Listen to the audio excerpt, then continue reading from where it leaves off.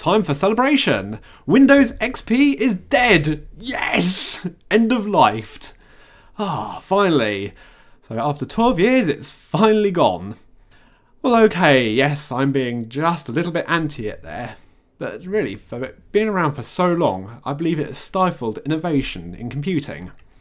With its limitations. Hard drive sizes, internal hard drives limited to 2 terabytes. Yeah, why would manufacturers bother going beyond 2 terabytes when at the time the majority of operating systems were XP? Now they're just going to hold on and wait around till Windows 7 took off and then they went up in size. So by now we could have had hard drives well over 5 terabytes, which would mean that 4K resolutions could have taken off and we could have better movie sizes, better, clearer quality movies. Hey, could even mean we have bigger TVs as a standard now. All because XP stayed around for too long. I'm going to blame that directly for it. Why not? Also, limitations on processor cores. Although some people are saying there that XP would work on 6-core CPUs. It never worked when I tried it. What it did, it just blue screened to death and it, I can't do it, I can't handle the power, and died. Okay, for many people, XP would be the first operating system you used. Personal computing really did take off in the early 2000s. It wasn't the first operating system I ever used. When I turned on the computer, you got a view like that. Well, not as colourful, it was command prompt, it was DOS, it was the 80s. That was the first computer system I used, and I saw the early versions of Windows progressing through from 3.1, 95, 98, ME, 2000, and then XP on. And that was about the end of my time with Windows, except I still have to use Windows 7. So keeping a 12-year-old operating system around would be like keeping one of these mobile phones. Who would say, yes, I would rather have a Nokia 3310 compared to an Apple thing or a Samsung Galaxy S or a Nexus something or other? Who would rather have one of those than the latest mobile phones?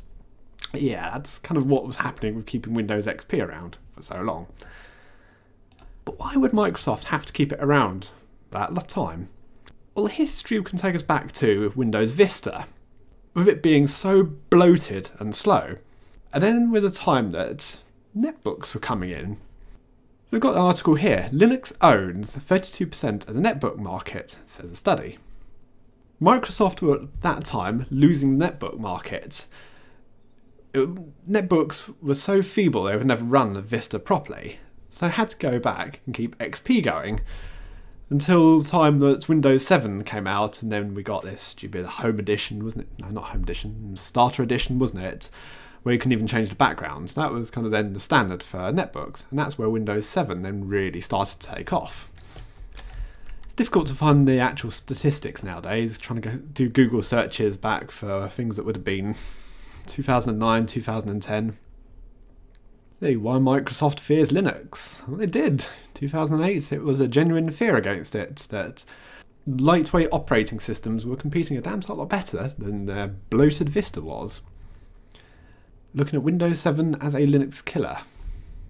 Yeah, probably was in the end. Don't know, it's never actually got rid of it. And then, all things turning around, it's failed because Android has taken off now, and that is the majority operating system. Or getting on to the majority operating system. Yeah, there you go. Netbooks was the answer. That is why Windows XP has stayed around for so long, because Vista was useless, and it took the world some time to get around to using Windows 7. I don't know if anyone watching this video is still using Windows XP. Probably not, considering my target audience, but if you are, what are your alternatives? There's a lightweight Linux operating system there called Ubuntu. I've got a couple of videos on that on my channel. It's quite nice. It's not far off from how Windows XP looks. Slightly different style, but hey, it works. Or your other choice, go buy a new computer, because what you're using is probably pretty old and past it and creaking a bit, maybe the hard drive's rattling, fans are screeching, so why not treat yourself. Go buy a second-hand Windows 7 machine, or well, if you really want to, go buy a brand new Windows 8 machine. There you go. I'm happy, it's gone. Cause for celebration there. So thanks for watching, see you later.